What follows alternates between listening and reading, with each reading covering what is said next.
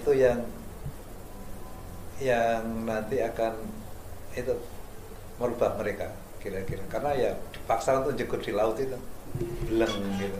Berarti dengan adanya perubahan ini harus siap ya Pak ya?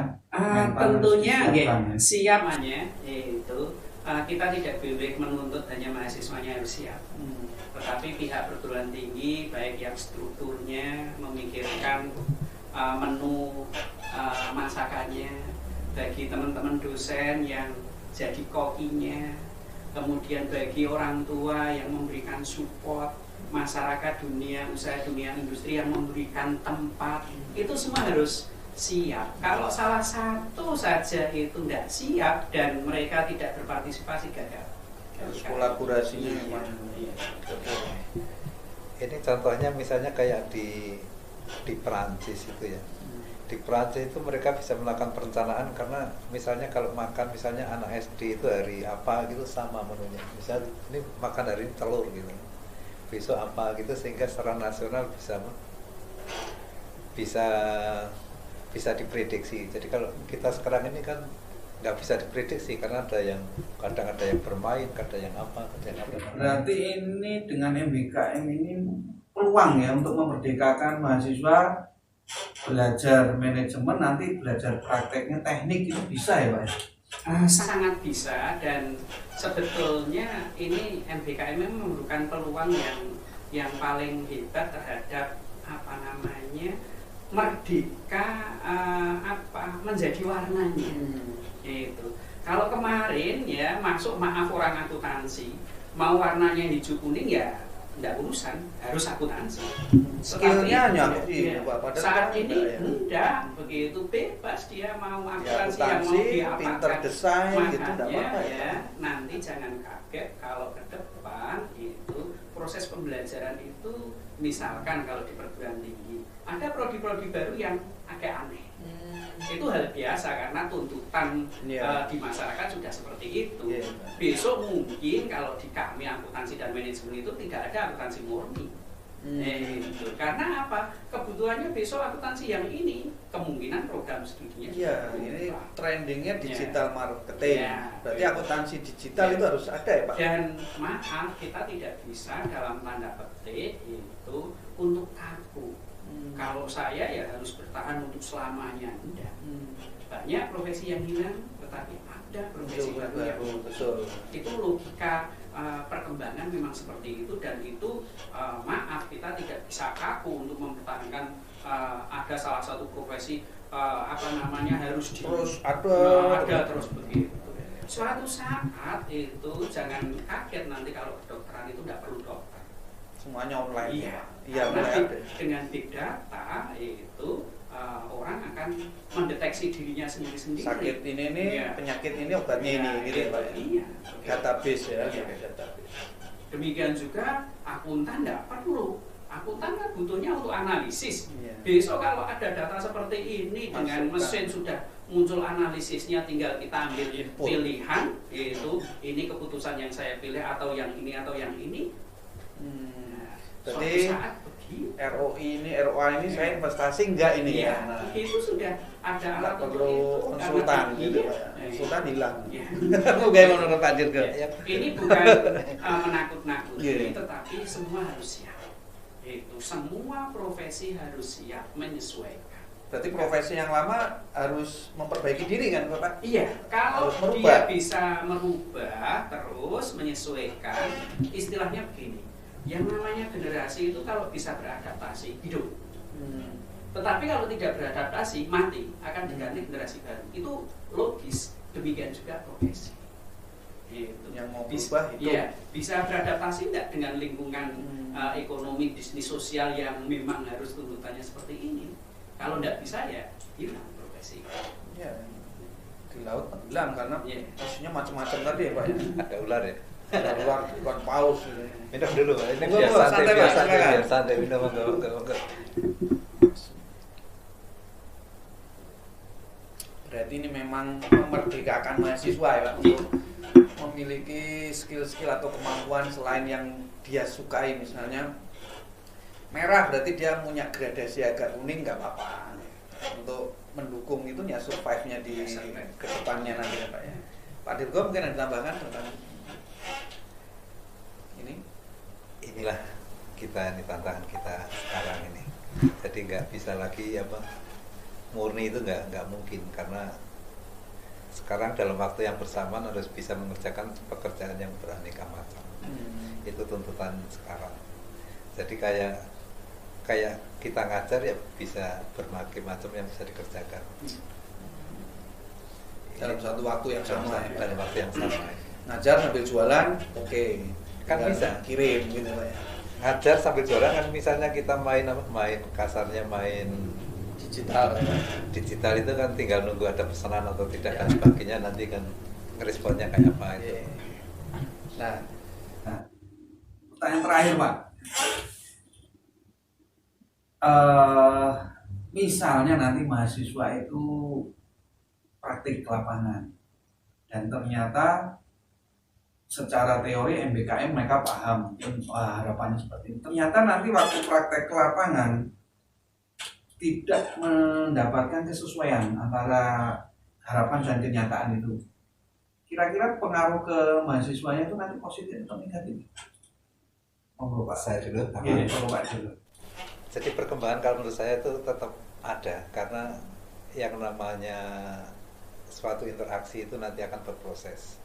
Jadi berproses mulai dari awal sehingga nanti seperti alam itu kurvanya akan begini ya, tetap sampai ada puncaknya. Ya, karena ini kan masih uji coba Pak MBK. Nah, oleh karena itu berproses ini itu paling tidak mendapatkan suatu pengalaman yang pahit, yang gagal, yang enak. Nah, yang gagal itu mereka akan pahami, akan renungkan bahwa mungkin pekerjaannya ke apa, superhero apa seperti dan sebagainya, itu akan dikaji, mereka akan memahami. Dan kalau kita gagal dan sebagainya itu menjadi bekal yang baik untuk perenungan. Sehingga, nah kalau bahasanya sekarang, kalau bahasanya Pak beliaunya ini ada panduan mutu, ada apa-apa dan sebagainya, karena dengan begitu nanti akan tahu, oh ini saya salah, ini berarti saya harus perbaikinya sebelah mananya dan sebagainya. Nah itu yang mahal dibandingkan dengan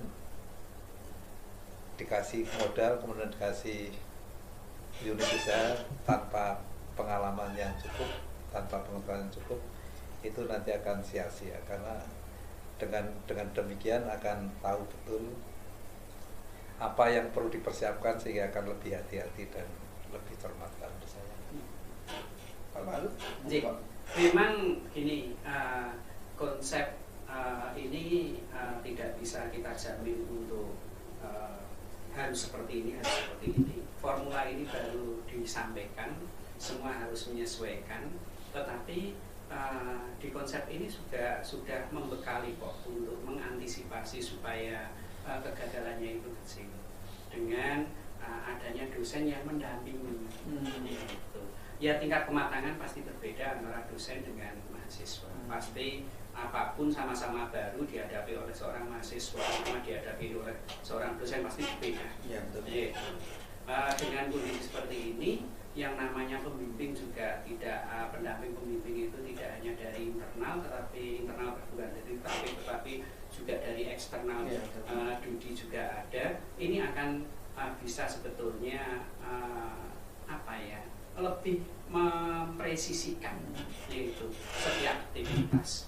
Jadi memang di masyarakat itu tidak bisa yang namanya konsep itu masakan satu rasa.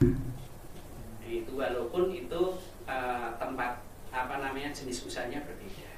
Misalkan perbankan A sama B itu juga tentunya tidak butuh kok tenaga kerja yang sama persis kok, karena dia punya visi misi yang berbeda, begitu pasti juga kebutuhannya akan berbeda. Tetapi inti di MBKM sebetulnya jiwa entrepreneur ini kan ditanamkan itu sebagai jiwa dasar, ya, soft skill dasar yang bisa mengakomodasi semua kebutuhan akan sumber daya. Jadi saya yakin kalau ini semua sadar bahwa konsep ini baik, baru diterapkan, ya, semua berusaha untuk bisa memberikan koreksi, memberikan masukan, bukan konsepnya justru malah gembosi, itu ya, itu konsepnya sepakat untuk ini sebetulnya konsep yang baik, itu ya masih tanda tanya. Tetapi sebetulnya kalau kita sadari bahwa yang namanya pendidikan itu tanggung jawab bersama, itu saya kira akan lebih ringan dari yang kita bayangkan. Misalkan perusahaan menganggap bahwa MBKM ini sebagai sarana itu untuk saya berbagi kepada generasi muda yang membutuhkan pengalaman. Saya harus memberikan ruang kepada mereka itu karena memang dia butuh, ya, itu kawah condro dingkong begitu. Lab hidup ya, lab hidup gitu. Kemudian perguruan tinggi memberikan pendampingan dengan konsep-konsep karena disadari apa tidak kadang di perusahaan itu ya maaf itu mengerjakan semua tidak pakai konsep, itu hanya insting. Ya, kalau insting dibingkai dengan konsep itu akan lebih hebat. Berarti konkretnya secara yang saya tangkap kira-kira perguruan tinggi ini mau mencetak lulusan yang gapnya tidak terjauh dengan yang dibutuhkan oleh Dudi tadi ya Pak ya.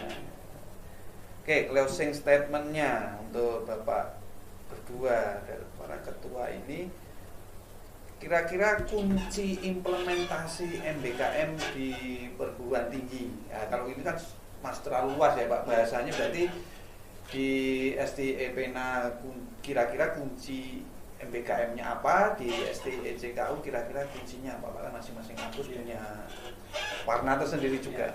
Monggo dari Pak Lut. Kalau di kami karena ini baru awal, itu kita menanamkan konsep dulu, budaya dulu kepada mereka sambil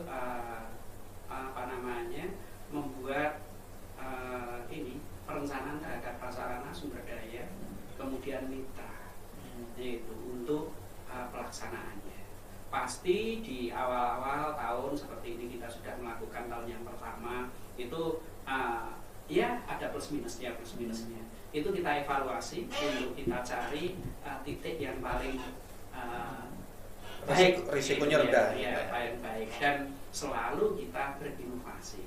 Jadi nanti kemungkinan di kami tidak model KKN tematik itu harus seperti ini terus, enggak. Mungkin semester besok ganti modelnya, semester besoknya sudah ganti semua. Itu kita pahamkan kepada semuanya, yaitu baik di struktural, di dosennya, di mahasiswanya, untuk kita tidak melihat yang kemarin kayak gini kok sekarang begini. Nah, membiasakan untuk mereka itu bisa menerima perubahan, karena perubahan itu selalu dibutuhkan untuk kebaikan. Ya, perubahan itu selalu berubah.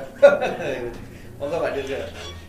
Kita untuk MBKM ini sudah beradaptasi. Jadi yang pertama itu permulaan dari praktek kerja magang itu sudah langkah awal untuk MBKM. Nah, kalau sekarang diperluas kepada bidang-bidang yang lain, jadi sudah punya pengalaman sedikit tentang praktek kerja, dan ini mudah-mudahan dengan pengembangan ini penelitian kita tidak terlalu berat gitu. Terima kasih. Itu ya. Jadi closing statement sudah disampaikan.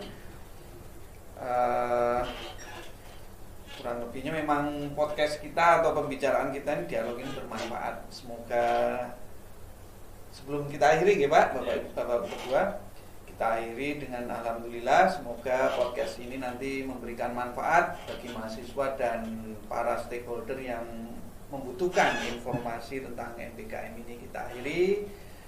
Assalamualaikum warahmatullahi wabarakatuh. Nanti linknya kita sampaikan. Siap.